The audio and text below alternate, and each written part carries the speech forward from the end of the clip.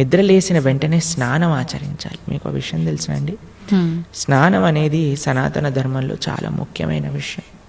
మనము చాలామందికి అర్థం కాదండి. స్నానం లేకుండానే రోజును ప్రారంభం చేసేయటము, వంటింట్లోకి వెళ్ళిపోవటము, తర్వాత టిఫిన్ చేసేయటము, ఇలాంటివన్నీ చేస్తూ ఉంటారు. చాలా పెద్ద తప్పది. మనం ప్రొద్దున లేవంగానే భగవంతుని స్మరించుకొని ముందు చేయవలసింది స్నానము.